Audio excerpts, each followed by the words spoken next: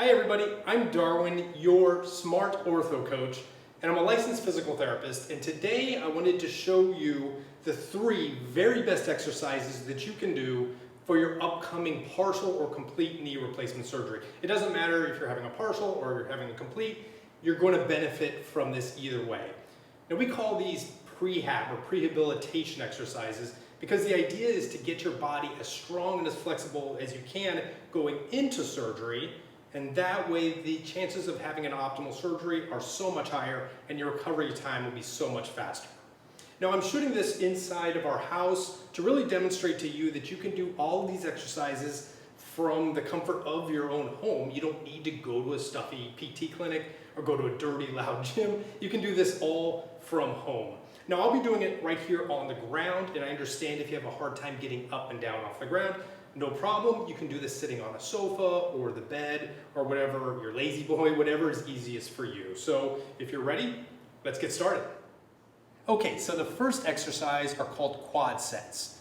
And what that means is we're going to just get the quadriceps, which is this big muscle in the thigh, to fire. It's not really a strengthening exercise per se, but it's a neuromuscular activation, which just means you're teaching the brain and the muscle how to fire.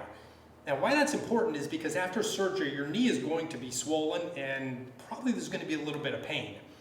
Now there's some mechanisms built into the body's response so that when there's pain or when there's swelling, the brain shuts the muscle off. So that's why this is important, to get that firing system down, make it become kind of a habit, if you will, for the muscle. And that way we'll get the quad firing so much faster after surgery, and then we can proceed with getting you walking and doing more advanced exercises. Okay, let's get going. So the first thing you want to do for this exercise is find something to put underneath your knee. So you can have something like a foam roller. You can have something like a flat volleyball. Or the easiest thing is to just have a bath towel. Okay, so with the towel, what we're going to do is just put it underneath your knee. You can have a slight bend in the knee here. And what we're going to do is simply press your knee down into the towel. So you're just going to push, and you're going to hold it for about 5 seconds. So you're pushing as hard as you can. You should see this quadricep muscle respond, contract, and then relax.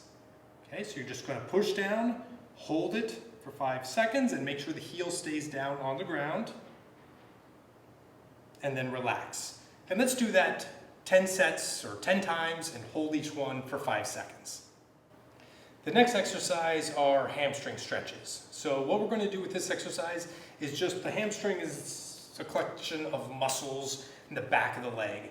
And we're going to want to make sure that those are really loose going into surgery, because the hardest thing to get after knee surgery is to get that full extension or get that knee straight. So we want to make sure the hamstrings are nice and loose going into surgery. So let's do hamstring stretches. Now if you don't have a yoga strap, you could just use a belt or roll up your beach towel or something like that. Get creative. Right, so with this exercise, you're going to take your belt or your strap and just place it around the mid part of your foot. Your opposite leg remains flat on the ground, and what you're going to do is just lift the leg straight up until you feel a stretch in the back of the knee here, and then just hold it there. You're going to hold these stretches for about 30 seconds. And you're going to want to do them on both sides. Make sure the good knee is nice and strong and flexible as well, because you're going to be relying on it quite a bit after surgery. Okay, so you're doing it for 30 seconds, and you're going to do each side 3 times. For the last exercise, what you're going to need is a chair or some sort of stable object to balance yourself with. Okay, so for this exercise, you're going to put your fingertips only on your chair or bar stool or countertop, and you're just using your fingers as a balance. You're not really supporting your weight.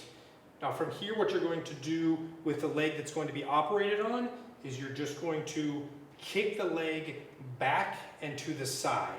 So we're just kicking it back and to the side, trying to maintain a nice stable body through your core here. You're not leaning to one direction, you're just kicking it back and to the side. Now with this exercise, I want you to feel a little bit of work in your butt muscles here.